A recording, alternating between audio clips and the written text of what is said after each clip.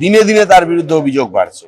আবগারি দপ্তরের ক্রেট পিছু পয়সা নেওয়া হতো, সেই অভিযোগ পর্যন্ত সামনে এসেছে। তাছাড়া অন্যান্য দুর্নীতি রয়েছে, লিপস অ্যান্ড বাউন্সের দুর্নীতি রয়েছে, সোনা পাচার, কয়লা পাচার, আপনার হচ্ছে মূল্যবান কাঠ পাচার থেকে শুরু করে গরু পাচার, সমস্ত অভিযোগের কেন্দ্রবিন্দু আজকে অভিষেককে ঘিরে। এমনকি ট্রান্সপোর্ট ডিপার্টমেন্টের লক্ষ লক্ষ হাজার হাজার কোটি টাকা তোলা, ঘুষ যেটাকে বলতে পারেন, সেটাও শান্তিনিকেতনের বাড়িতে সেটাও আসতো।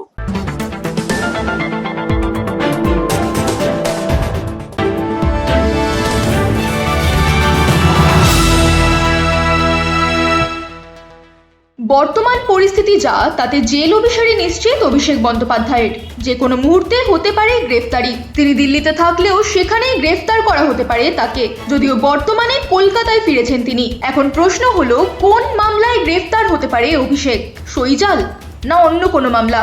যদি সইজালের মামলাতেও ধরা পড়ে, এরপর অন্যান্য মামলাও কি জারি হতে পারে তার উপর? হলে কতদিন যাবৎ জেলের ঘানি টানতে হতে পারে তাকে? সেই নিয়ে কথা বললেন আইনজীবী শ্রমিক বাগচি। সেন্টার অভিষেক ব্যানার্জির ব্যাপারে কিভাবে কি প্ল্যান করছে সিআইডি, সিবিআই, ইডি পুরো ঘিরে ধরেছে অভিষেক ব্যানার্জিকে। ওনাকে কি মাল্টিপল কেসে অ্যারেস্ট যাতে করতে পারে এরকম কিছু সাজাচ্ছে, যে একটা কেসে বেল পেলে আরেকটা কেসে নেওয়া হবে। এই ব্যাপারে আপনার কি বক্তব্য? দেখুন, পরিষ্কার আমি বলি, তার বিরুদ্ধে মাল্টিপল অভিযোগ রয়েছে। দিনে দিনে তার বিরুদ্ধে অভিযোগ বাড়ছে। আবগারি দপ্তরের ক্রেট পিছু পয়সা নেওয়া হতো, সেই অভিযোগ পর্যন্ত সামনে এসেছে। তাছাড়া অন্যান্য দুর্নীতি রয়েছে, লিপস অ্যান্ড বাউন্সের দুর্নীতি রয়েছে, সোনা পাচার, কয়লা পাচার, আপনার হচ্ছে মূল্যবান কাঠ পাচার থেকে শুরু করে গরু পাচার, সমস্ত অভিযোগের কেন্দ্রবিন্দু আজকে অভিষেককে ঘিরে। এমনকি ট্রান্সপোর্ট ডিপার্টমেন্টের লক্ষ লক্ষ হাজার হাজার কোটি টাকা তোলা, ঘুষ যেটাকে বলতে পারেন, সেটাও শান্তিনিকেতনের বাড়িতে সেটাও আসতো। সুতরাং ইডি, সিবিআই এবং সিআইডি আজকে দফায় দফায় তার বাড়িতে এসে জেরা করছে, মানে তার বাড়িতে আজকে নোটিশ পাঠাচ্ছে। এবং কতদিন তিনি রক্ষা কবচ পাবেন? আমি বলতে চাই, যদি ক্যালকাটা হাইকোর্টের কথাই ধরেন, অরূপ বিশ্বাসের ক্ষেত্রে যদি রক্ষা কবচ হাইকোর্ট তুলে নিয়ে থাকে, তাহলে আইন যদি সবার ক্ষেত্রে সমান হয়, তাহলে অভিষেক বন্দ্যোপাধ্যায়েরও রক্ষা কবচ তুলে নেওয়া উচিত। যারা মামলা করছেন, আমি তাদেরকে এই দিকটা অবশ্যই দেখতে বলবো, যে কেন তাকে রক্ষা কবচ দেওয়া হবে, কেন তিনি কে এমন হরিদাস পাল যে তিনি তাকে রক্ষা কবচ দেওয়া হবে? তিনি সেকেন্ড ইন কমান্ড তৃণমূল কংগ্রেসের এখন আর কোনো অস্তিত্ব নেই। ডায়মন্ড হারবার মডেল ডায়মন্ড হারবারের জলের তলায় চলে গেছে। তার পুষ্পা নেপাল বর্ডার থেকে ধরা পড়ে গেছে, ভোটে লড়তে পারেনি। এই পরিস্থিতিতে দাঁড়িয়ে তৃণমূল কংগ্রেসের এবং হচ্ছে যে তিনি যে এমপি, তিনি যে একজন ইলেক্টেড এমপি, সেই ইলেক্টেড এমপি হিসাবে তিনি যতটুকু সিকিউরিটি পাওয়ার ততটুকু সিকিউরিটি তিনি পাবেন, সবাই বলেছে। এবং সেই সিকিউরিটি নিয়ে তিনি ভোট প্রচারেও যেতে পারছেন না। সোনারপুরের লোকে তাকে জুতো পেটা করেছে, পচা ডিম ছুঁড়ে মেরেছে। যেখানে তিনি যাচ্ছেন চোর, যেখানে তার দিদি যাচ্ছে চোর। সুতরাং চুরি তো তিনি করেছেন। আমি শুধু জনগণের বহিঃপ্রকাশটা বলছি না, চুরি তিনি করেছেন একদম পরিষ্কারভাবে প্রমাণিত। তাহলে কেন তিনি অ্যারেস্ট হবেন না? তিনি কে এমন হরিদাস পাল? তিনি কি ভগবান? আজকে সরকার বদলেছে, যারা যারা অন্যায় করেছে, আইনের শাসন যদি প্রতিষ্ঠিত হয়, আমি অন্তত চাইবো যে ওই বড় চোর যেটা অভিষেক, ওই চোরটাকে আগে এই মাসের মধ্যেই জেলে ঢুকিয়ে দেওয়া উচিত। কেন হবে না? কটা রক্ষা কবচ সে নেবে? এক সময় ফেল করবেই রক্ষা কবচ, এবং জিজ্ঞাসাবাদ সে কতবার এড়াবে? আমি তো তার জেল যাত্রা স্পষ্ট দেখতে পাচ্ছি। শ্রমিকদা, কোন 5টা কেসে আপনার মনে হয় সব থেকে বেশি প্রমাণ আছে অভিষেক ব্যানার্জির বিরুদ্ধে এবং সেন্টারের কাছে?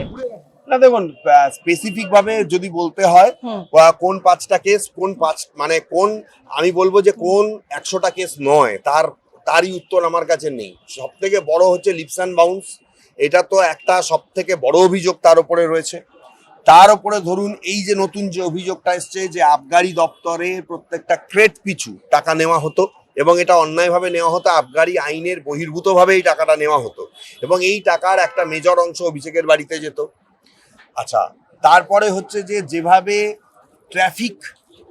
ট্রাফিকরা টাকা পয়সা নিত, ট্রাফিক পুলিশরা নিত, তারা বিভিন্ন সময় অভিযোগ করেছিল যে এই টাকার একটা বড় অংশ শান্তিনিকেতন বিল্ডিং এ পাঠানো হতো। এছাড়াও তার বিরুদ্ধে আরো যত দুর্নীতি রয়েছে, সেইগুলো যদি এখন সম্পূর্ণরূপে আপনাকে বলতে হয়, তাহলে 1 ঘন্টার বেশি সময় লাগবে। এবং মাল্টিপল কেসে আজকে তার নাম জড়িয়ে রয়েছে, একটা দুটো কেসে নয়, মাল্টিপল কেসে।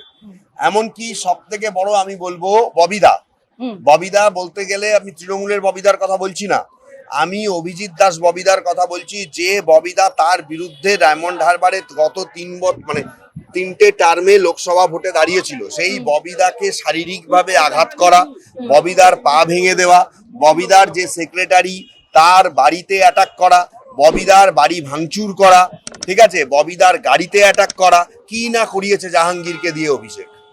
সন্ময় বন্দ্যোপাধ্যায় আপনাদের খুব পরিচিত একজন সাংবাদিক, তাকে মার্ডার করার প্ল্যান করেছিল অভিষেক আর জাহাঙ্গীর মিলে। আজকে সেটা প্রমাণিত হয়েছে, বিভিন্ন মামলার মাধ্যমে তিনি সেটা প্রমাণ করেছেন এবং তার সমস্ত ব্লুপ্রিন্ট উঠে এসেছে কোর্টের সামনে। এরকম বহু বহু ঘটনা রয়েছে। একজন বিধবা মহিলা, তাকে জাহাঙ্গীর খানের লোক গিয়ে বলল যে আমার মক্কেল, তাকে ফলতায় বাড়ি, তাকে জাহাঙ্গীর খান, তার বিধবা, তার স্বামী মারা গেছেন, তিনি তার এই মুহূর্তে টাকা পয়সা নেই, তিনি কিছু জমি বিক্রি করবেন, তিনি খদ্দের দেখেছেন, খদ্দের বলেছে 1,40,000 টাকা করে কাঠা, 5 কাঠা জমি বিক্রি হবে। জাহাঙ্গীরের লোক চলে এলো, জাহাঙ্গীরের সাথে জোর করে ফোনে কথা বলানো হলো, বললো 1,40,000 বিক্রি হবে, 70,000 করে তুমি পাবে, দলিলে 1,40,000 লেখা হবে, বাকি 40,000 করে 4-5-এ 2 লাখ টাকা পার্টি ফান্ড নিয়ে নেবে, জাহাঙ্গীর দাদা নিয়ে নেবে, কারণ অভিষেককে টাকা পাঠাতে হবে। তোর বাবার সম্পত্তি, অভিষেকের বাবার সম্পত্তি, অভিষেকের মায়ের সম্পত্তি, না অভিষেকের পিসির সম্পত্তি, সেগুলো মুখ্যমন্ত্রী থাকলেই কি মানে যা খুশি তাই করে গেছে। সুরেন্দ্রনাথ কলেজে কি করেছে, সেখানে রীতিমতন হচ্ছে যে হোটেল ব্যবসা চালানো হতো, রীতিমতো সেখানে যৌনতা চলতো, কি না কি চলতো। আরজি করে যে ঘটনা, আজকে একটা মদখোর, মাতাল, চোর, চিটিংবাজ, তাকে দেখার জন্য, সে নাকি তৃণমূলের বড় সম্পদ, এইগুলোই তৃণমূলের বড় সম্পদ, তাকে দেখার জন্য অভিষেক নাকি যাচ্ছিল এবং সেখানে তাকে জুতো পেটা করেছে, জনগণ ডিম ছুঁড়ে মেরেছে। আমার প্রশ্ন, সারা জনগণ, সারা বাংলার জনগণ প্রশ্ন করছে, অভয়া যখন মারা গেছিল তার বাবা মার সঙ্গে আপনি কতদিন দেখা করতে গেছিলেন? তার বাবা মার সাথে কতবার আপনি কথা বলতে গেছিলেন? হরগোবিন্দ দাস যখন মারা গেছিল, যখন এত বড় মানে ঘটনা ঘটেছিল, তার ফ্যামিলির সঙ্গে কতবার আপনি দেখা করতে গেছিলেন? আপনি মানুষের আবেগ নিয়ে খেলেছেন, মানুষের টাকা পয়সাকে নয়-ছয় করেছেন, মানুষের জীবন নিয়ে খেলেছেন এবং অনেক মানুষের অকারণে জীবন নিয়েছেন। ওই যে আপনি বলেছিলেন না, গাড়ির মাথায় দাঁড়িয়ে 12টা বাজলে রবীন্দ্রসঙ্গীতের সঙ্গে একটু করে ডিজে বাজানো হবে, জনগণ আপনার ডিজে বাজিয়ে দিয়েছে। আপনি এবার কোথায় ডিজে বাজান? এবার তো আপনাকে জেলে গিয়ে মনে হয় আমার যে নাম সংকীর্তন করতে হবে। ডিজে আর আপনার শোনা হলো না, আর ভবিষ্যতে কবে শোনা হবে সেটাও আমি জানি না। সমিতা, অভিষেক বন্দ্যোপাধ্যায় কি এতটাই কাঁচা কাজ করবে যে টাকা তুলেছে বিভিন্ন জায়গা থেকে, তোলাবাজি করেছে বিভিন্ন জায়গা থেকে এবং তার প্রমাণ রেখে গেছে, যেগুলো এখন এজেন্সির হাতে আছে? অবশ্যই। দেখুন, কাঁচা কাজ পাকা কাজের ব্যাপার নয়, ব্যাপারটা হচ্ছে যে লোভ মানুষকে এমন একটা নিচে নামিয়ে দেয়। কোনো লোক, ধরুন যারা নেতা মন্ত্রী গোছের লোক, তারা নিজের হাতে কখনো তারা কোনো কিছু করে না, তারা লোক ফিট করে তোলে। জাহাঙ্গীর যেমন, তার ছিল দানা। জাহাঙ্গীরের নামে এত অভিযোগ কেন?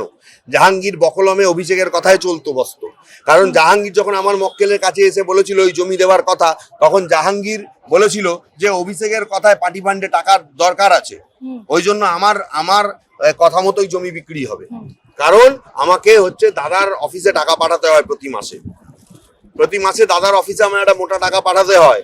তা তোর বাবার টাকা না তোর নিজের দাদা যে তুই এখান থেকে তোলা তুলে তোর দাদার অফিসে টাকা পাঠাতিস? এখন তোকে কে বাঁচাবে?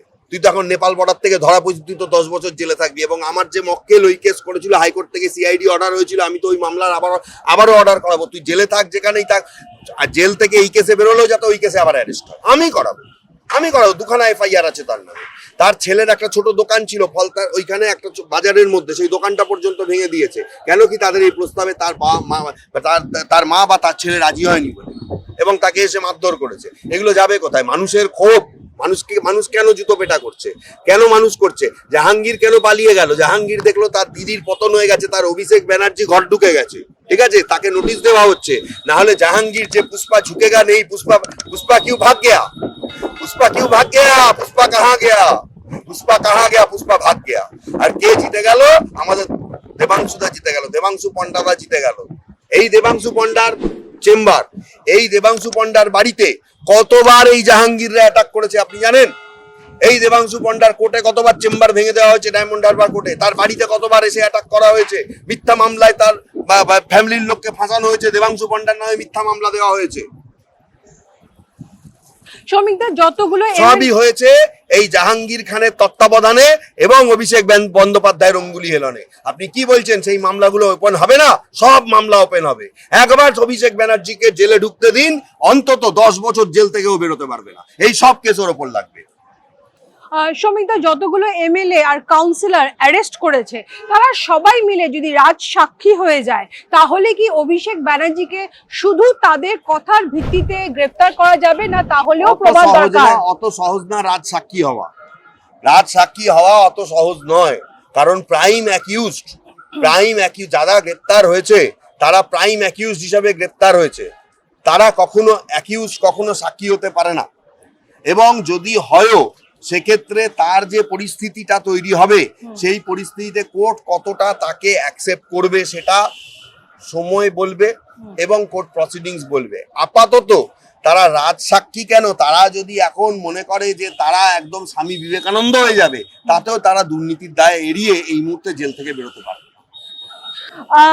শ্রমিকদা যদি এত প্রমাণ থাকে অভিষেক ব্যানার্জির বিরুদ্ধে, তাহলে সব থেকে সফট কেস দিয়ে কেন শুরু করা হলো সই জালিয়াতি করার? আরো যে হার্ড কেস আছে সেগুলো দিয়ে কেন শুরু করা হলো না? না, ব্যাপারটা হচ্ছে সেটা না। এটা সাধারণ মানুষের একটা বোঝার ভুল। অভিষেক বন্দ্যোপাধ্যায়ের নামে কেস সবই আছে, কিন্তু হাইকোর্ট থেকে, সুপ্রিম কোর্ট থেকে বিভিন্ন সময় বিভিন্ন কেসের ওপরে ও স্টে নিয়ে রেখে দিয়েছে এবং সেই স্টে গুলো এখনো রয়েছে, যার জন্য নতুন কেস যেগুলো আসছে সেইগুলো এখন তার উপরে একটা একটা করে ইম্পোজ হচ্ছে। সেই ইম্পোজ গুলো যখন হচ্ছে তখন এই সই জালিয়াতি, ঠিক আছে, তারপরে হচ্ছে এই ক্রেট থেকে পয়সা তোলা, তারপরে হচ্ছে এই জাহাঙ্গীরকে দিয়ে বকলমে পয়সা তোলা, হ্যাঁ, তারপরে হচ্ছে যে মানে গিয়ে ঔদ্ধত্য দেখানো, মানুষের সঙ্গে খারাপ ব্যবহার করা, হুমকি, শাসানো, এইসব কেসগুলো এখন আসবে। কটা কেসে তুমি রক্ষা কবচ পাবে? তোমার বরদা অরূপ বিশ্বাস রক্ষা কবচ হাইকোর্টে পায়নি। আমি বলতে চাই, তার যে লয়ার পিটিশনারের অভিষেক ব্যানার্জির বিরুদ্ধে কেস করেছেন, ওই অর্ডারের কপি দিয়ে আপনি আপিল করে বলুন যে উনি যদি পায়নি, তার অভিষেক ব্যানার্জি কোন হরিদাস পাল তাকে রক্ষা কবচ দিতে হবে, তাকে আইনের আওতাধীন নিয়ে এসে জেরা করা হোক, এবং সে যদি পালিয়ে যায় বা এইভাবে আইনের আওতাধীন হিসাবে না আসতে চায়, তাকে অ্যারেস্ট করা। অভিষেক ব্যানার্জিকে সিআইডি 3 বার ডেকেছে, 3 বার যায়নি, উনি আসেননি। আজকে কল্যাণ ব্যানার্জি হাইকোর্টে স্টে অর্ডার মুভ করেছে, স্টে অর্ডারের জন্য। এর উপর আপনি কি বলবেন? না, ও কল্যাণ ব্যানার্জি নিজের অবস্থাই খারাপ। কল্যাণ ব্যানার্জিকে হয়তো এয়ারপোর্টে শুভেন্দু চোর, শুভেন্দুর বাবা চোর বলছিল, জনগণ সেখান থেকে ওকেই চোর বলে আর ওর দিদি চোর বলে ওখান থেকে ভাগিয়ে দিয়েছে। জনগণের সঙ্গে দেখলাম এয়ারপোর্টের স্টাফের সঙ্গে উনি ঝগড়া করছেন। আপনার কোনো অথরিটি নেই, তা তোর কি অথরিটি আছে? আমি জানতে চাই আপনার কি অথরিটি আছে মিস্টার কল্যাণ বন্দ্যোপাধ্যায়, আপনার কি অথরিটি আছে? আপনি কেন বলছেন শুভেন্দু চোর, শুভেন্দুর বাবা চোর? ঠিক আছে, আপনি বলতে পারেন, কিন্তু আপনার দিদি চোর, আপনি চোর, এবং আপনার 14 গোষ্ঠী চোর, আপনার তৃণমূলের 14 গোষ্ঠী চোর, এটা আমাদেরও জনগণের বলার অধিকার রয়েছে। আপনি being the MP of Srirampur, আপনি কি করেছেন? শ্রীরামপুর এখনো হাঁটু জলের তলায় থাকে, আপনি কি করেছেন? আপনি ওখানে ওই কি ওখানে ওই লাইট লাগিয়েছিলেন, শ্রীরামপুরের কি উন্নতি করেছে? আপনি যে বড় বড় কথা বলেন, শ্রীরামপুরের মানুষ আপনাকে এতদিন ধরে ভোট দিয়েছে, আপনি দিদির কথা ভুলে যান। আপনি শ্রীরামপুরের মানুষের জন্য কি করেছেন? শ্রীরামপুরের মানুষের কাছে জবাবদিহি চাইবেন না, শ্রীরামপুরের মানুষ আপনাকে জুতো খুলে পিটবে। শ্রমিকদা, অভিষেক ব্যানার্জির নামে যতগুলো কেস চলছে, আপনি নিজে অনেকগুলো বলেন, যতগুলো কেস চলছে, একটু যদি দর্শকদের বলেন যে ইডির আন্ডারে কোন কেসটা আসছে, সিবিআই আন্ডারে কোন কেসটা আসছে, বা সিআইডি এর আন্ডারে কোন কেসটা আসছে। আমি বলি স্টেট যেটা কেস ইস্যু করেছে সেইগুলো স্টেটের হাইয়েস্ট পুলিশের যে হাইয়েস্ট ডিপার্টমেন্ট, ঠিক আছে, সেন্ট্রাল ইনভেস্টিগেশন ডিপার্টমেন্ট, সেটা হচ্ছে যে সিআইডি করতে পারে, এটা পশ্চিমবঙ্গ পুলিশ।